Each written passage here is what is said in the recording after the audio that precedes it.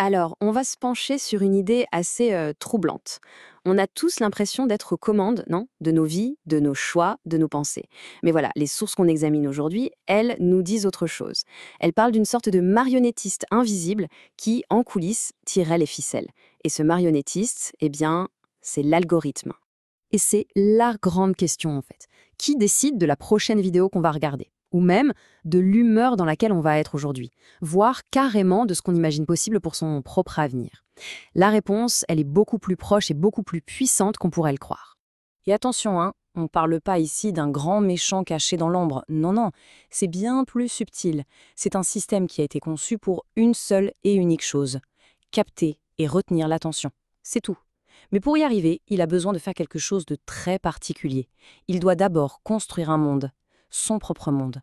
Alors, comment ça marche? Eh bien, la toute première étape pour comprendre ce marionnettiste, c'est de voir comment il arrive à façonner une réalité qui en fait n'existe pas. C'est comme une sorte de miroir déformant qui, petit à petit, finit par nous convaincre que ce qu'on y voit, c'est la pure vérité. Et ça nous amène à un concept vraiment central, la fameuse théorie de l'Internet au chômage. L'idée, elle est toute simple en fait. Les gens qui ont un travail, des projets, une vie bien remplie, ils n'ont tout simplement pas le temps de passer leur journée à poster et à commenter sur les réseaux. Du coup, qui est-ce qui domine le fil d'actualité?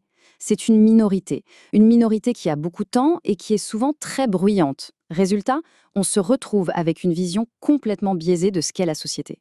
Et là, on voit tout de suite une conséquence très concrète. Imaginez, si l'algorithme bombarde quelqu'un de messages qui disent jour après jour que le marché du travail est cuit, que c'est impossible de trouver quelque chose, que se passe-t-il à la fin? Eh bien, on finit par y croire. Ça dépasse le stade de la simple opinion, ça devient une sorte de vérité et de fait établi dans notre esprit. Et là, on touche à un mécanisme qui est redoutable. C'est la prophétie auto-réalisatrice.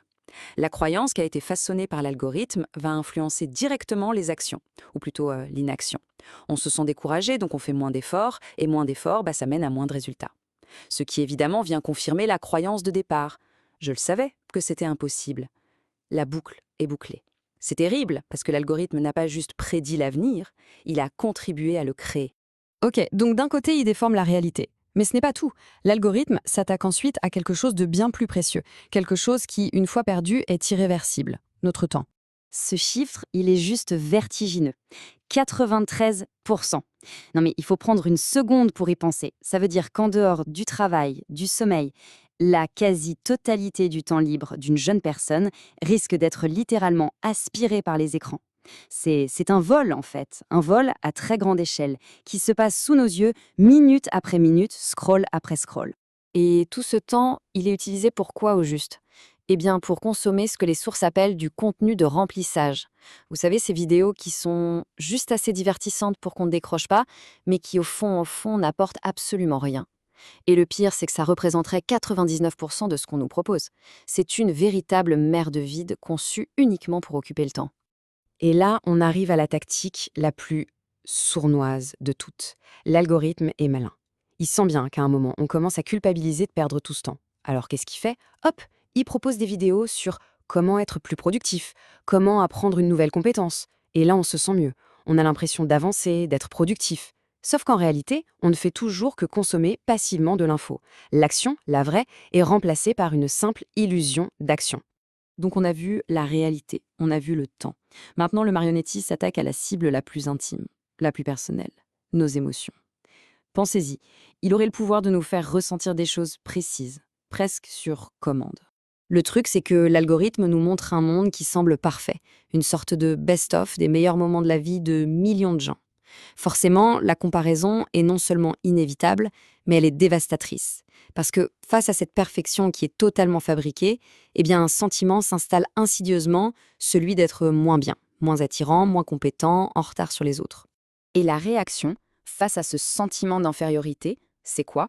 C'est de se lancer dans une quête désespérée de validation. On se met en scène, on se crée un personnage, on adapte qui on est, tout ça pour plaire à des inconnus. Dans l'espoir que quelques likes ou quelques partages viendront calmer les insécurités que le système a lui-même contribué à créer. C'est un cercle vicieux. Bon, je sais, le tableau qu'on vient de peindre est assez sombre. Mais tout n'est pas perdu. Loin de là. La dernière partie de cette analyse, C'est justement un guide pratique pour résister. Parce que oui, il est possible de reprendre le contrôle. Il est temps d'apprendre à couper les ficelles. Alors, les sources qu'on a étudiées proposent une stratégie en 3 étapes, très claires. La première, c'est l'analyse consciente. Ça veut dire quoi? Ça veut dire regarder son fil d'actualité droit dans les yeux et se poser la question, concrètement, est-ce que ça a déjà changé ma vie? Deuxième étape, les barrières physiques. C'est tout bête, mais c'est hyper efficace. Et enfin, troisième étape, le sabotage technique. On passe à l'action. Et pour ce sabotage, on a une véritable boîte à outils. Par exemple, utiliser des extensions pour masquer les suggestions et ne pas se faire happer par la vidéo suivante. Autre chose, désactiver le défilement infini, ce truc qui est conçu pour qu'on ne s'arrête jamais. Et un dernier conseil, très simple, mettre son écran en noir et blanc. Ça le rend tout de suite beaucoup moins addictif. Ce sont en quelque sorte de petits actes de rébellion numérique.